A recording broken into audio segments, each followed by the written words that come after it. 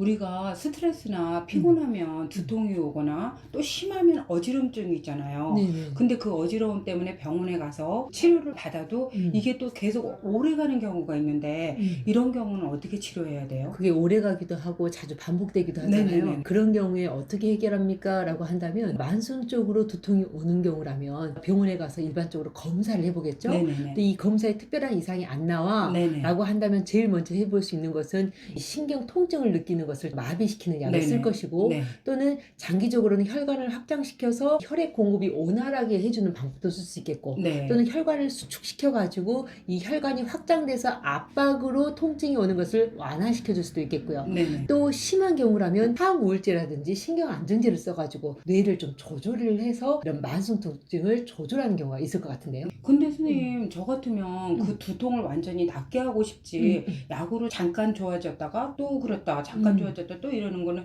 별로인 것 같은데 그걸 완전히 고쳐지게 하는 방법은 없나요? 사실 두통을 정말로 제대로 고쳐버려야지 약으로 계속 통증만 억제하는 것은 제대로 된 치료가 아니죠. 네네네. 그리고 우리가 약을 먹어버리면 이 원인이 해결되지 않은 채 이 병이 다른 질환으로 진행될 수도 있겠고요. 네. 가령 뇌로 혈액순환이 제대로 안 되면서 두통이 오는 건데 이 혈액순환을 고치지 않고 진통을 시키게 된다면 결국에는 뇌신경이라든지 뇌혈관의 병으로 발전할 수도 있는 거니까 사실 두통이 고쳐지지 않고 만성화된다면 이걸 완전히 고칠 수 있는 방법을 찾아야겠죠. 그리고 그런 마음으로 사람마다 왜 두통이 왔는지를 알아내서 그 원인을 교정해 주는 것이 정말 필요할 것이고 그럼 선생님 병원에서 말하는 두통에 대한 원인은 진짜 원인이 아니고 진짜 원인은 따로 있다는 거네요. 그렇죠. 원래 모든 통증은 통하지 않으면 통한다. 즉 네네네. 아프다라는 뜻으로 불통 즉 통이라는 말이 있거든요.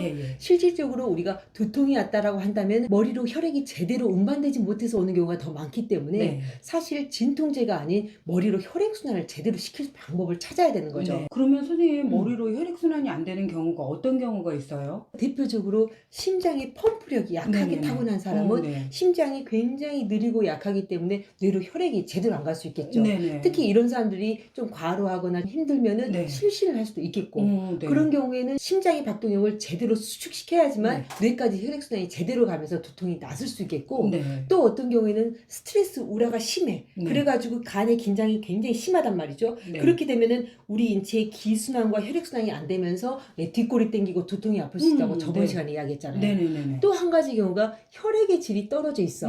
그렇다면 혈액의 질이 떨어져 있다는 것은 뇌로 산소라든지 영양분이 제대로 공급되지 네네. 못하기 때문에 그런 경우라면은 혈액의 질을 보충해 주는 것이 혈액순환을 시켜서 두통을 낫게 할 수도 있는 것이고 네. 또 나이가 들면서 네. 혈관이 좀 뻣뻣해지고 네. 단단해진 경우가 있겠죠. 네네네. 이렇게 동맥경화가 진행된 혈관이라면 동맥경화가 된 혈관을 약간 신축성 있게 탄력을 주는 것이 이 네. 사람한테는 두통을 낫게 할 수 있을 것이고 네. 또 가끔은 체기가 있어서 기가 딱 막혔어. 네네. 그렇다면 인체에 기가 막히면서 혈액순환이 안 되면서 두통이 오는 사람 있잖아요. 네네네. 이런 경우에는 이 체기를 풀어줌으로써 이 네. 인체의 기순환과 혈액순환을 시켜서 두통을 낫게 해야 될 수도 있겠고 네. 또 가끔은 인체가 굉장히 허약해졌을 때 이 냉기가 두피로 침범해가지고 두통이 여기저기 오는 경우라면 이 냉기를 내보내주고 인체의 기와 혈액순환을 시켜줌으로써 두통을 고칠 수 있겠죠. 그럼 선생님 그런 원인을 다 어떻게 구별해야 돼요? 우리가 네. 심장이 펌프력이 굉장히 느리고 약한 네네. 사람은 맥박을 봐도 굉장히 느리고 약해요.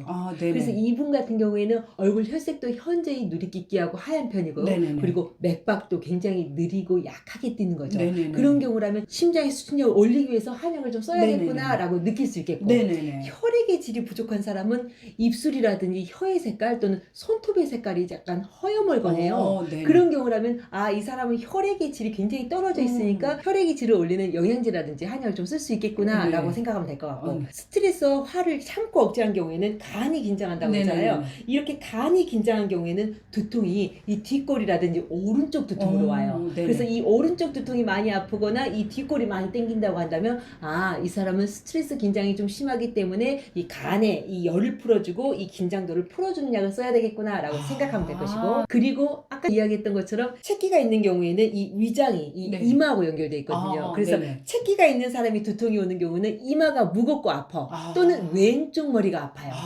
따라서 채기가 있는 사람의 두통은 어떻게 합니까? 라고 네. 한다면 앞머리가 아픕니다. 왼쪽 쪽머리가 아픕니다. 라고 한다면 채기를 풀어주는 것이 더 우선이 될 것이고 그리고 냉기가 두피에 침범해서 이 두통이 오는 경우에는 이 두통이 한 곳에 국한되지 않고 대부분 돌아다녀요. 특히 이 정수리 통증이 있거나 또는 두통이 여기저기 이렇게 돌아다닌다면 이것은 냉기에 의해서 두통이 왔을 거라고 생각하고 이분이 추위를 타는지 추웠다 더웠다 하는지를 확인해서 이 냉기를 내보내는 약을 쓰면 되는 거죠. 선생님 너무 재밌어요. 하지만 만성 통증을 호소하는 사람들은 이러한 이유가 딱 한 가지만 국한되지 않고 두 가지, 세 가지 경우가 섞여서 발생하는 경우가 있거든요. 예를 들어 채기가 있어. 근데 이 채기를 잘 풀지를 못했어. 그렇다면 우리가 채기가 있으면 영양분이 제대로 흡수가 될까 안 될까? 안 돼요. 그럼 영양분이 흡수가 안 되면 혈액의 질이 떨어지겠죠.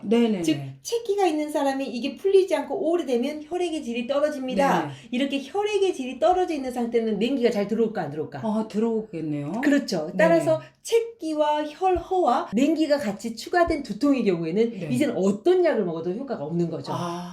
이해되죠? 네네. 즉 이 사람은 소화제만 먹어도 이제는 두통이 해결이 안 되고 빈혈약을 먹어도 해결이 안 되고 감기약을 쓰거나 이제는 두통약을 써도 효과가 없는 거죠.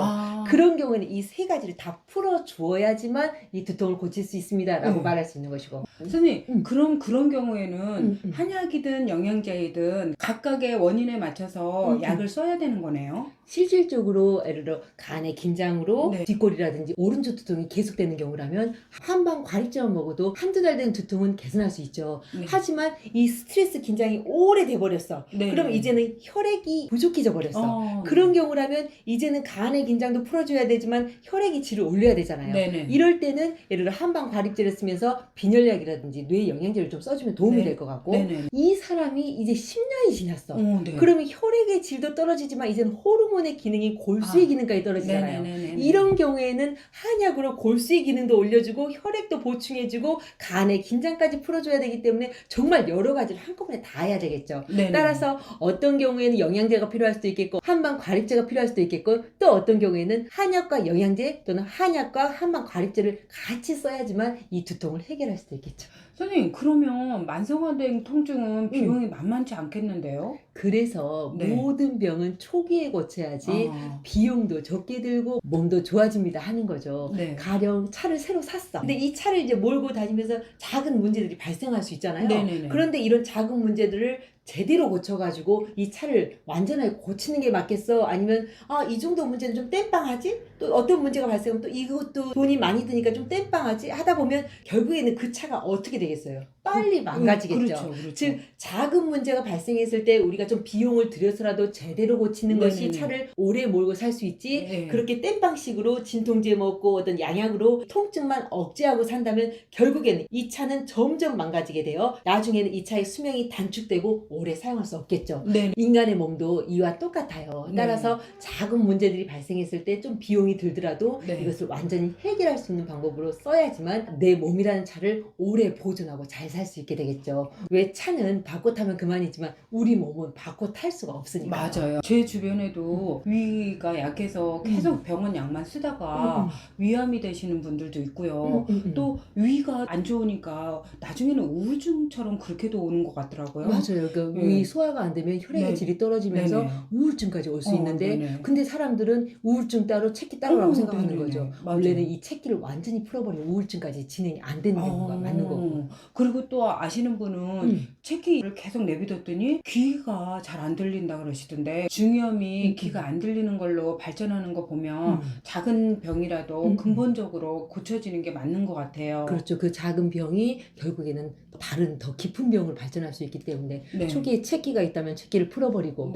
중이염이 있다면 이 근본적으로 중이염이 올 수 있는 체질을 개선해 주거나 식습관이 문제라면 이 식습관을 고쳐주고 또는 운동을 하지 않아서 전체적인 순환이라든지 근력이 약해진 경우라면 운동을 해야지만 근본적인 치료가 되는 것이지 어떤 약의 도움만으로 현재 통증을 완화시키는 치료만으로는 우리 몸은 결국에는 다른 병으로 진행될 수 있기 때문에 통증은 무시하지 말고 제대로 고쳐야 되는 거죠. 선생님, 오늘 두통에 대한 얘기를 들어보니까 되게 흥미롭고 원인도 네. 참 여러 가지인 것 같아요. 네네. 우리 다음 시간에는 어지러움증이 종류가 되게 여러 가지가 있잖아요. 네네. 그거에 대해서 이야기해 주실 수 있으세요? 어지러움증도 이렇게 앉았다 일어나는 현운이 있을 수가 네네네네. 있겠고, 돌발성 어지러움이라 해가지고 메니에르라든지 전정신경염 같은 것들도 있잖아요. 네네네. 그럼 다음 시간에는 이런 것들에 대해서 조금 자세하게 이야기 나눠보도록 할게요. 오늘 정말 감사합니다. 네, 다음에 다시 만날게요.